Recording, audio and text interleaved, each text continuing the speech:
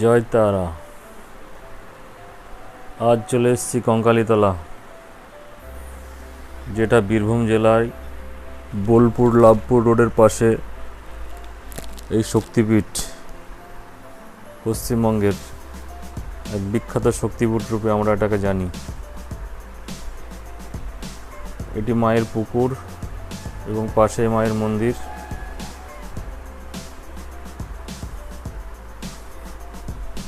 মন্দিরের সাইডে এই পরিবেশটা খুবই মুগ্ধ করে সকলকে।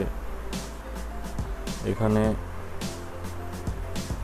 পুকুরের পাশে যে চত্বরটা আপনারা দেখতে পাচ্ছেন, কৌশিকী অমাবস্যাতে এখানেই সারাত ধরে যজ্ঞ চলে, হোমযজ্ঞ। সেদিন প্রচুর লোকের সমাগম হয় এই মন্দির সমাগমে। পশ্চিমবঙ্গের বীরভূম জেলায় এই শক্তিপীঠ,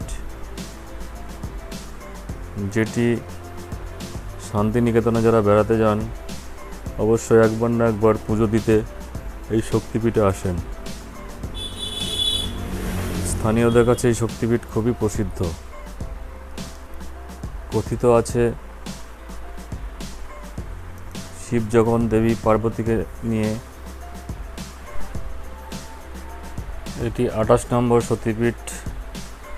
প্রাচীনকালে এই জায়গাটি কাঞ্জি নামে প্রসিদ্ধ ছিল। এখানে সতীর অস্থি পড়েছিল, সেই কারণে এই পীঠের নাম হয় কঙ্কালীতলা। আবার পুরানো কাব্যগ্রন্থে লেখা রয়েছে এখানে সতীর কটিদেশ বা কোমরের অংশ পড়েছিল।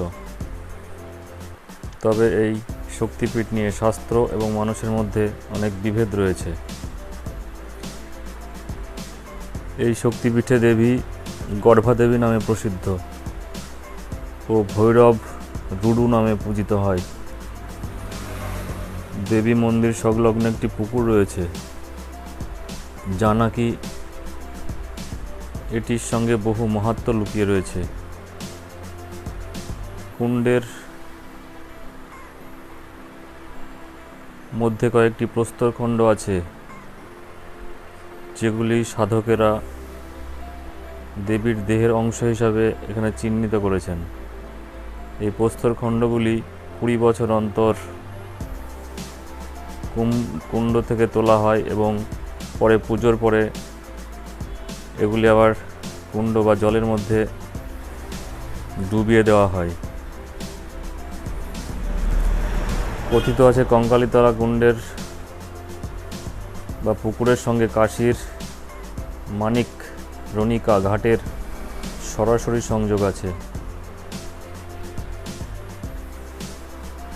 এই স্থানটি পর্যটকদের আকর্ষণ কেন্দ্র হিসাবে যেমন ফুটে উঠেছে, তেমন বীরভূমের এক ঐতিহ্য এবং পশ্চিমবঙ্গবাসীর কাছে খুবই গর্বের বিষয়। Thank you for watching.